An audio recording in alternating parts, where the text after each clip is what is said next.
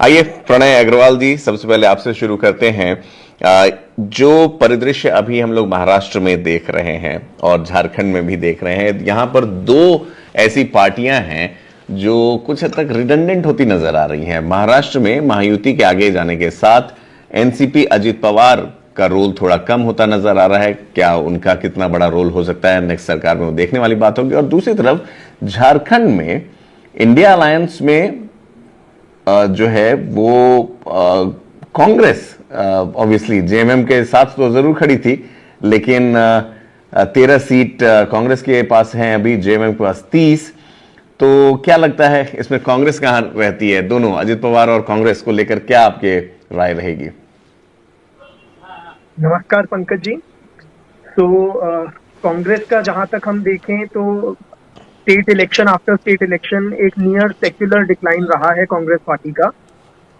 कुछ बीच में जीत हुई है या लोकसभा में दे टच 99, मैं कहूंगा वो एबरेशन थे। एंड जो ब्रॉडर ट्रेंड है वो है कि कांग्रेस का एक ब्रॉडली सेक्युलर डिक्लाइन रहा है। एंड मोर ओवर उन्होंने कभी कोर्स करेक्शन की कोई ज्यादा वो किया नहीं है। So Congress party seems to have lost touch with the ground reality. For example, in okay. Maharashtra, it was fighting the election on national type issues. Local issues को बहुत इग्नोर किया गया।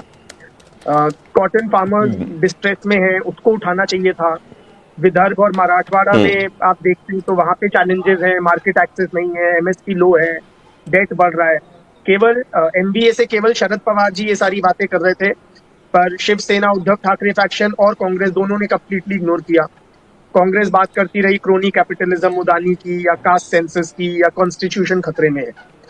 तो जो उन्होंने लोकसभा में अच्छा किया था परफॉर्मेंस महाराष्ट्र में, उससे परहैप्स वो कंप्लेसेंट हो गए, राइट। तो दैट इज जी। About the Congress party. दूसरी आपने बात करी Ajit Pawar faction of the NCP. तो यस, ये महाराष्ट्र में बहुत ही महत्वपूर्ण इलेक्शन था, क्योंकि after the split of Shiv Sena and the NCP, right, it was the first assembly election, so it was in a way also a vote on which is the real Shiv Sena, which is the real NCP, right. So उस case में एक तरह से आप ये मान सकते हैं ये सेटल हो गया है अगेंस्ट अजीत पवार, right.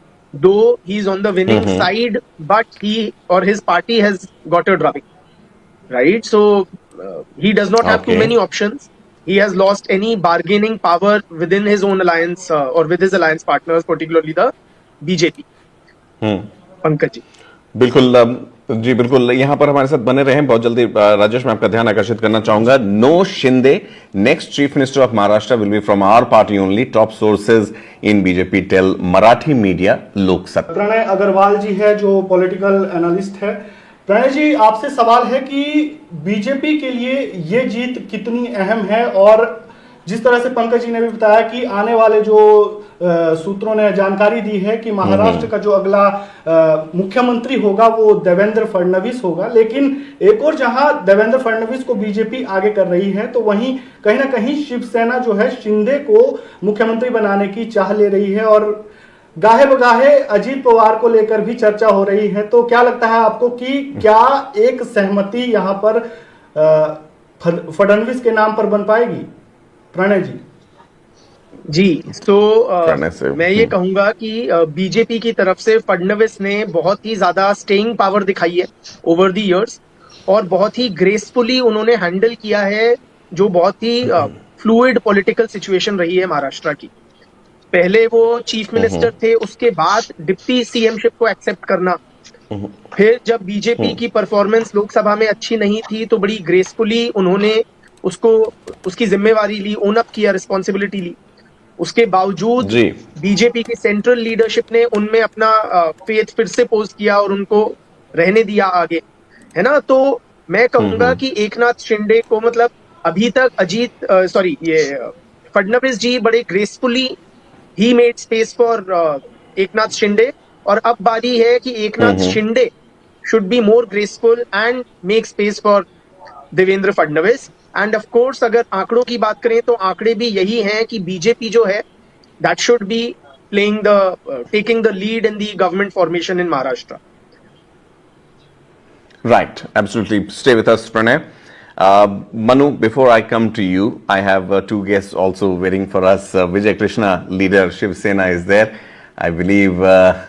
नमस्कार नमस्कार आपके। चलिए, सबसे पहले जो आपका रंग बिरंगा चश्मा है ध्यान आकर्षित कर रहा है, खास कलर का ही है मैं कहूंगा, और क्यों नहीं, you have all the good reasons to celebrate जी। तो चीफ मिनिस्टर देयर एक नाथ शिंदे भी जो लाडली योजना का जिक्र करते हुए नजर आ रहे हैं। मध्य प्रदेश में भी बीजेपी की जीत का सबसे बड़ा फैक्टर ये रहा, और महाराष्ट्र में भी इसको एक अहम फैक्टर माना जा रहा है जीत का। तो क्या ये समझा जाए कि आने वाले चुनाव में ये एक मेन फैक्टर साबित हो रहा है लाडली बहन योजना?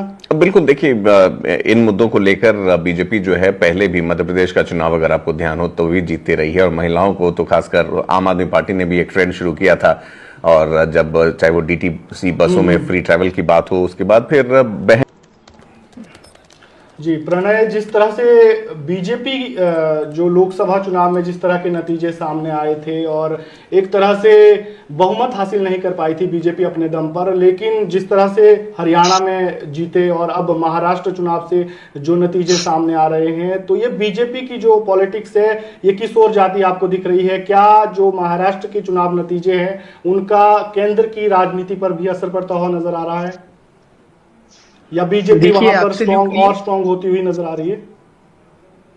नहीं, देखिए साफ बात है, BJP will like to claim it as a mandate on the central leadership also, right. तो ये जरूर है। अब जैसे कांग्रेस ने चार्जेस लगाए करप्शन के, मोदानी फैक्टर को उठाया, ठीक है, परंतु अब क्या है, जो मोदी जी हैं वो बीजेपी का ट्रम्प कार्ड है स्टेट इलेक्शंस में भी। सो उन पे करप्शन चार्जेस स्टिक हो नहीं रहे हैं।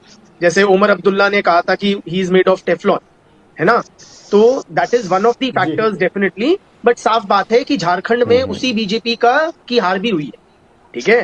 To the credit of BJP ये जरूर कह सकते हैं कि यस, बीजेपी ना एक party always in learning mode है, तो वो इट वर्क्स हार्ड एंड चाहे when it is fighting elections, चाहे when it is in government, हाँ, वो ढीली नहीं पड़ती है।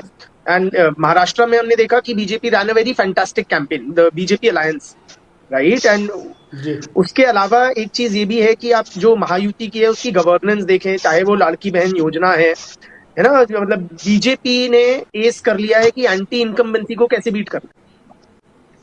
तो उन्होंने एक्सपोर्ट ऑफ अनियंस पे ड्यूटी घटाई, जो महाराष्ट्र पे बेसिकली टारगेटेड था, है। उन्होंने कास्ट नैरेटिव को सक्सेसफुली काउंटर किया, ठीक है। अपने एक हैं तो सेफ हैं के स्लोगन से कह लो, जो कास्ट सेंसस के ऊपर राहुल गांधी और महाविकास अघाड़ी हार्प कर रहे थे कि जिसकी जितनी संख्या भारी उसकी उतनी हिस्सेदारी, तो उन्होंने उसको, चाहे मोदी जी के एक है तो सेफ है या योगी जी के बटेंगे तो कटेंगे, थोड़ा पोलराइजिंग था पर it work, right. And on the other hand you had the Maha Vikas Aghadi. उसकी प्रॉब्लम क्या है, एक आइडियोलॉजिकल क्लैरिटी नहीं। चाहे आप कांग्रेस को देखो जो वैसिलेट करती है between soft Hindutva and pandering to the Muslim vote bank. Moreover very tragically Shiv Sena Uddhav Thackeray वाली, उसका भी एक क्लियर डाइल्यूशन हुआ है ठाकरे की आइडियोलॉजी से। You know, for the most appropriate word would be कि Thackeray, Balasaheb Thackeray used to hate the Congress, though I know hate is a very strong word but there is no more appropriate word. तो उन्होंने वो एकदम उसको dilute कर दिया। They have shifted away from hardline Hindutva, तो उससे जो ट्रेडिशनल शिवसेना वोटर्स थे वो उनसे एलिनेट हो गए, और शिंदे फैक्शन ने उसको अच्छे से एक्सप्लॉइट कर लिया। एक और इसमें आप चीज देखें बड़ी इंटरेस्टिंग, महाराष्ट्र में देखिए कि जो Muslim did not vote as enthusiastically as the average Maharashtra in Maharashtra, जिसपे ये कांग्रेस और एमवीए रिलाई अपॉन कर रहे थे। तो महाराष्ट्र का ओवरऑल तो वोटर टर्नआउट 30 साल में सबसे बढ़िया है, हाँ। पर जहां पे 19 ऑफ द 22 सीट्स, 22 में से 19 सीटें जहां पे मुस्लिम्स आबादी के 25% से ज्यादा है, वहां पे वोटिंग जो हुई है लोअर देन दी स्टेट एवरेज हुई है। चाहे आप औरंगाबाद सेंट्रल ले लो, औरंगाबाद वेस्ट ले लो, मलाड वेस्ट ले लो, 55% के करीब में रही है। तो उसका भी कहीं ना कहीं इनको नुकसान भुगतना पड़ा। और बहुत ही अजीब बात कांग्रेस और एमवीए की कि जब वो when they are not in government then also they can be accused of corruption and वो स्टिक कर जाता है। जैसे सुप्रिया सूले जी पे हुआ कि क्रिप्टो की जो एलिगेशंस हुई, हालांकि वो मामला सेटल्ड नहीं है अभी, final word has not been said, but the fact that such allegations were made and they seemed credible, that would have played a role, right? So Right. it's a combination of factors. Yeah. And MVA basically was unable to, highlight the weaknesses of the Mahayuti government. तो साफ बात है, ना वो rural distress की बातें कर पाए, ना वो जो मराठास का एलियनेशन था ऑन दी रिजर्वेशन इशू उसको वो कर पाए.